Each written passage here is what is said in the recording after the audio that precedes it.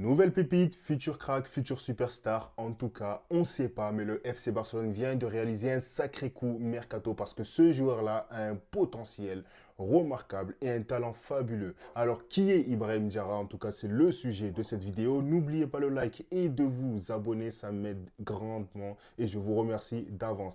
Alors, Ibrahim Diarra est un jeune joueur malien de 18 ans et surtout qui convient à un poste parfait pour le FC Barcelone, le poste d'ailier droit. Alors le poste d'ailier droit, bien sûr, c'est son poste préférentiel. On sait qu'il y a Lamine Yamal à ce poste-là, mais ça manque de doublure dans un premier temps. Et surtout, c'est un joueur qui a de la polyvalence étant donné qu'il peut jouer en tant que numéro 10 ou bien en tant que ailier gauche. Il a des qualités qui sont quand même assez similaires à Lamine Yamal, même si leur style de jeu diffère et on va en parler dans cette vidéo. Alors pour en revenir à son style de jeu, c'est un joueur qui est autant capable de déborder que de revenir dans l'axe, qui s'est combiné et bien combiné même avec les autres joueurs et c'est ce qui a été frappant parce que quand j'ai regardé ses matchs avec l'Académie Africa Foot, quand tu vois comment ça joue, quand tu vois le style de jeu de son équipe, des adversaires, eh bien il se démarque totalement. Tu avais l'impression qu'il était 2, 3, voire 4 classes au-dessus des autres joueurs. C'était un style de jeu totalement différent des autres. Que ce soit du contrôle de balle, de l'analyse des matchs, de A à Z, il était beaucoup trop différent. Et sa façon, en tout cas, de voir la physionomie d'un match était très, très intéressante parce que c'est un championnat qui se veut tout de même très physique. Beaucoup, beaucoup trop sur le physique. Et ben lui, il se démarquait par ça parce que déjà, il avait le physique, mais il avait aussi cette finesse-là dans les jambes, cette finesse-là dans les passes, sa capacité à réfléchir aussi devant le but parce que c'est un joueur qui est très intéressant, qui a une très, très bonne finition également. On va parler également de son passage lors de la Coupe du Monde 2023 des U17 que j'ai trouvé franchement très très remarquable de sa part et je crois qu'il finit ballon d'argent ou quelque chose comme ça, mais on va en revenir un peu après. Donc comme je vous l'ai dit, c'est aussi un joueur qui me fait penser un peu à Lamine Yamal. Les deux sont gauchers et les deux ont un poste préférentiel en tant qu'ailier droit. Maintenant, moi, ce qui me marque avec lui, c'est aussi sa polyvalence et je pense que ça va être important pour le FC Barcelone, étant donné que oui, on a Rafinha pardon, à gauche, mais Rafinha, c'est un joueur qui aime bien le demi-espace, qui aime bien, qui est attiré naturellement par le centre et que du coup, il n'écarte pas forcément le bloc défensif adverse. Il ne colle pas forcément la ligne pour écarter les défenses adverses. Et je pense que c'est ce qui est important,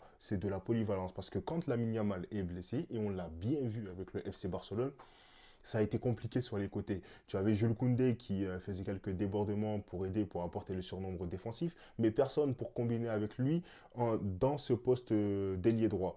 Maintenant, je pense que s'il vient, déjà, ça pourrait être une bonne doublure pour Lamine Yamal. Maintenant, est-ce qu'il va intégrer directement le Barça A ou d'abord il va faire un tour au Barça Athlétique? Moi, c'est la question que je me pose. Et deuxième question que je me pose aussi, c'est est-ce que du coup, ça va tout simplement être une recrue du type Michael Faye, un joueur à très haut potentiel qu'on voit tous comme un crack, mais comme le Barça est financièrement un peu dans la mouise, eh ben, ils vont le vendre juste un peu plus cher. Alors s'ils mettent une clause de rachat, ça va, mais très franchement, j'ai été bluffé par les matchs de Ibrahim Diarra. Alors parlons de ses performances avec la sélection du Mali, étant donné que c'est ce dont on a le plus d'informations et le plus de visibilité. Très franchement, les Maliens, vous pouvez être fiers de la pépite que vous avez, être une équipe formidable que vous allez avoir. J'ai hâte de voir la prochaine CAN avec lui. Alors pour commencer, sa première sélection, elle a été à 15 ans. Comme vous savez qui, Lamine Yamal. Et ça veut dire beaucoup de choses. Ensuite, lors de la Coupe du Monde 2023, il s'est illustré à un point. Tout simplement incroyable. 7 matchs, 5 buts, 4 passes décisives. Il s'est illustré contre l'équipe de France, contre le Canada et contre l'Argentine pour la petite finale. Et c'est un joueur évidemment qui a remporté le soulier d'argent, étant donné qu'il a fini deuxième meilleur buteur de cette compétition. C'est un joueur qui a de très bonnes capacités de finition et de très bonnes capacités de passe. C'est un joueur qui est très bon dans l'élimination, dans le 1 contre 1. Il a de la vitesse, il est tonique, il est dynamique et il peut changer la physionomie d'un match. Et c'est un joueur qui est plus qu'intéressant. C'est pour ça que je trouve que c'est une très très bonne recrue pour le FC Barcelone, même si actuellement je ne sais pas encore ce qu'ils vont en faire. Mais je pense que un joueur qui est surnommé comme étant le Kaka malien, ce n'est pas rien. Kaka, on le connaît tous comme étant une légende du football. Il a retourné le monde du football avec ses 2 ballons d'or. Son passage à Milan AC était tout simplement incroyable. Et bien, les gens voient Kaka en lui. voit du caca en lui. Et c'est incroyable, même si c'est pas le même style de jeu, on va pas se mentir. C'est un joueur, très franchement, je pense qu'il peut changer le cours d'un match. Et d'ailleurs, j'ai dit qu'il me faisait beaucoup penser à Lamine Yamal, étant donné qu'il est gaucher, les deux sont ailiers droits, et ils partent du même point pour débuter une action, mais d'une manière différente. Mais il me fait également penser à Vinicius Junior, qui est un joueur très tonique, très explosif, et qui se base énormément aussi sur ses capacités physiques. Et bien, très franchement, Ibrahim Diarra aussi me fait penser un peu à cela. Même si j'espère qu'il n'aura jamais le caractère de Vinicius Junior, on va pas se mentir. En tout cas, voilà, je suis quand même très très content que le FC Barcelone se penche aussitôt sur les pépites qui sortent actuellement.